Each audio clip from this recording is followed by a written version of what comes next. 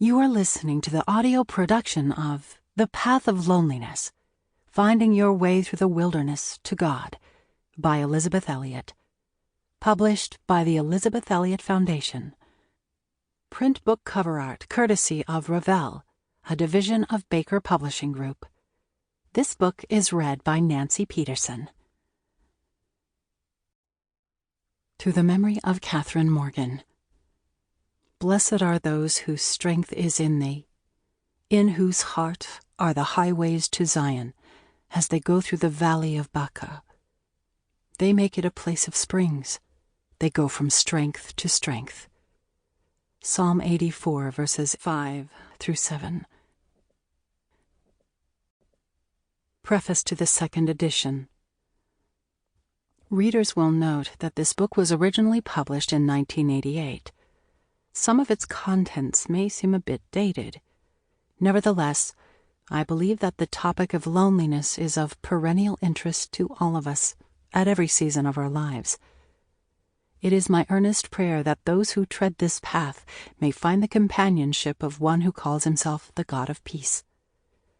May you also discover what the Apostle Paul learned while he was in prison.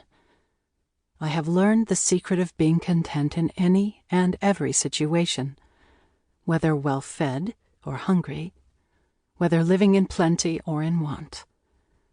I can do everything through him who gives me strength. Philippians chapter 4, verses 12 and 13. Elisabeth Elliot. Chapter 1. The Sudden Tide. It is midnight. Off the right wing of the plain, the moon floods with light a vast field of clouds, like cobblestones. Inside the plain it is dark, except for a few dim lights and the exit signs. The stewardess moves quietly up the aisle, taking a blanket to someone.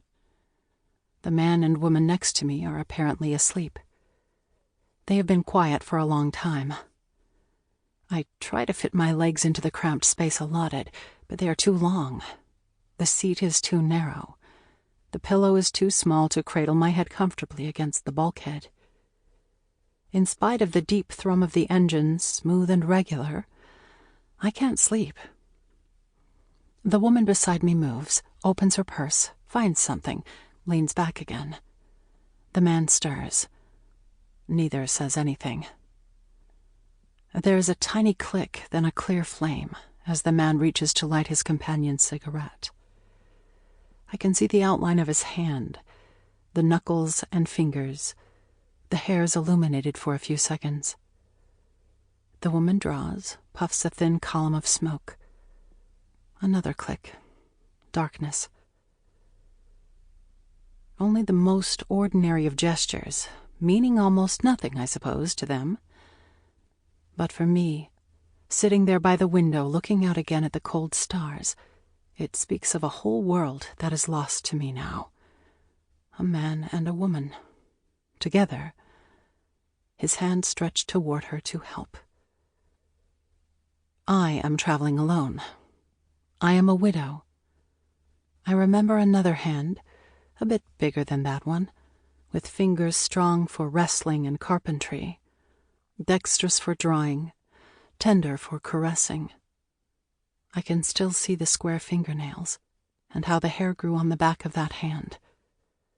The man it belonged to has been gone more than a year, long enough for me to have difficulty remembering how it felt when he touched me, how it was to put my hand inside his.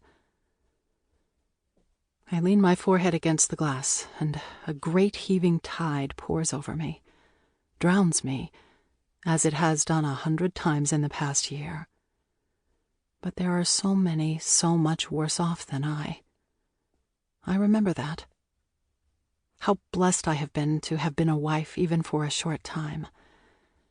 Yet in the most unpremeditated ways, in the oddest places and for the most absurd reasons, as I'm going about my business, generally calm, even cheerful, that sudden tide sweeps in. It's called loneliness. 15 years later, I am a widow again. Most of my tears were shed before he died, as Sample complete. Ready to continue?